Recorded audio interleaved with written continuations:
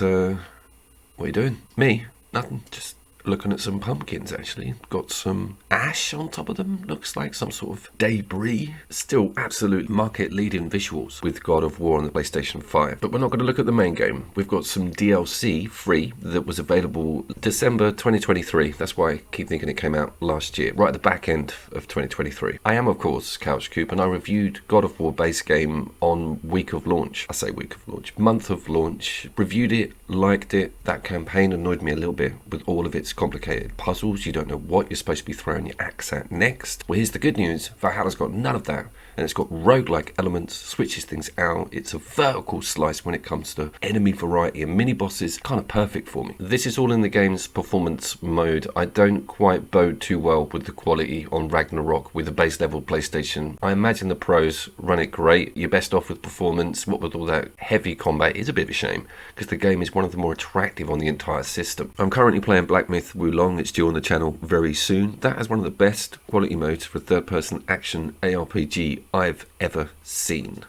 Tell me, brother, why exactly are we doing this? So you get in your boat and you go off to these mysterious islands and you're introduced to some latter game characters. Now it's okay, that campaign is not going to get massively ruined for you playing this. You don't really have to finish it before going to it, even though it does say so. It's great because it's just available off the bat. Let's say you've never played God of War Ragnarök and, like me, hate the puzzles. You've just got pure combat here with a roguelike system. You're going through rooms, you're working out a route. I'll explain a bit more in detail in a second. Let's just have a look at this initial combat, because it does the classic thing of giving you nothing, watching you die and having to explain how the death system works. You do get access to the spear, axe and dual chained blades though.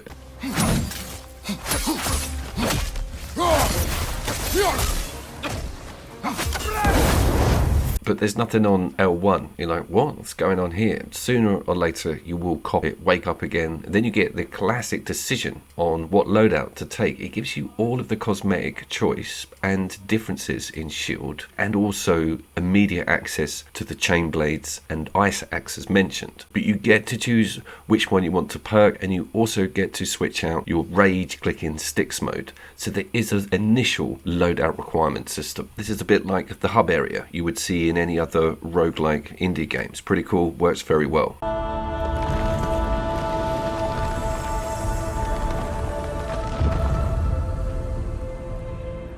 And then you are off on your merry adventures. You have all three weapons to choose from on directional button, which is absolutely amazing. And also it will ramp the difficulty up depending on how much rerun you've given this first room. It switches out these enemies all the time. It's pretty cool. Getting back that muscle memory did take a little while, but this is one of the more satisfying action ARPGs on the entire planet. I think I'll just end the review there. Job done.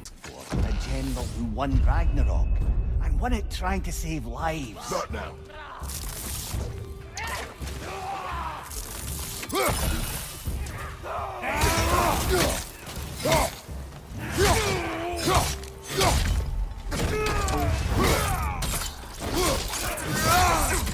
The variants on location are really well angled as to how far or how many runs you've done with this system. So if you've just stepped into it, you see early levels and enemies. The scaling's really cool, and I really love seeing some of those older levels. You barely remember them from the start of the game, and they were some of the more spectacular looking of that entire franchise. How's that, brother? Freya is known to the realms and native to them, respected by all. So there are sort of save tablets that allow you to exit your run if you want to, maybe go over to the campaign. It's not a one-way ticket. This is quite similar to the Returnal system. And talking about the amazing graphical variety on the environment, that also plays true with all of the enemies that you're introduced to with this excellent piece of DLC. You just forget how varied and crazy and creature-like everything was that you fought. My memory always has like humanoid silhouettes in it, but no, monsters ahoy. I think a lot of the attraction is the particle effects, and this game leans on loads of slowdown and bullet time. Just like Black Myth, this is great that this is coming back, because we're still seeing some really good single player offline campaigns. We can still enjoy this mechanic, and the God of War series has always executed it with pure finesse.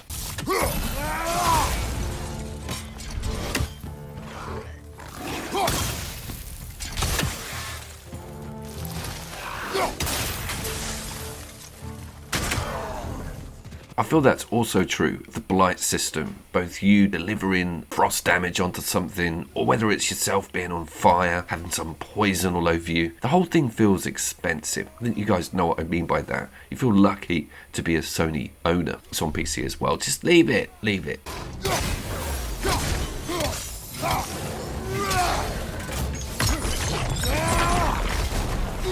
Yeah, I just thought I'd Google that to check. It hasn't come out on the PC. Base game came out September last year, but they do not have Valhalla. There's a lot of annoyed Redditors waiting for this juicy number. Why doing a Skeletor laugh? You're a PC owner. Well, it's currently broke, so actually I'm not. I'm a pony today.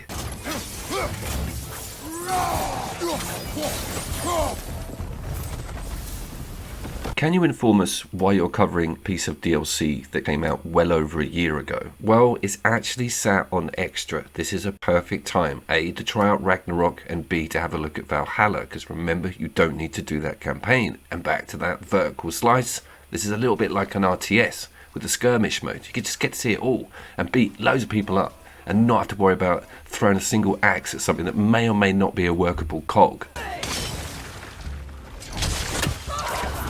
Dang, I never tire of recalling that axe, right? The way it hits stuff as it goes in as well as it does when it goes out. It was a really good mechanic on the day it was launched, and it's still a really good mechanic now. I also feel guilty a little bit because I feel the chain blades are well OP, and that spear is ridiculous. The reach is just, yeah, that takes some getting used to for me. I'm a traditionalist.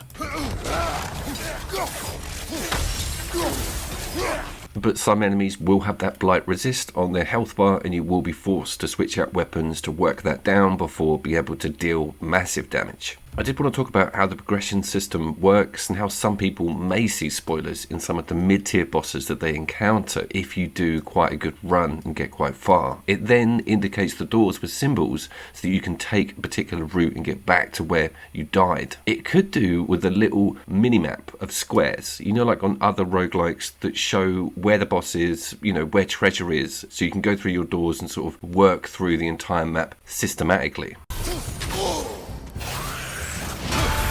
And talking of those weapons, one of the other very addicting things about this mode, and I am playing this all the time, I'm kind of hooked, is that you can choose a buff in a particular direction every time you get through a room. So the nearest thing I've seen with this and other roguelikes is Moon Scars, where it says, do you want A, B or C? And you get to choose a route to go down to really expand on a particular weapon special. So you could just go for that ice axe, getting really super powered up, or push it into the chains, or start mixing it up. I like the idea of loadout choice after each room. Again, not explained very well. Play Moon Scars.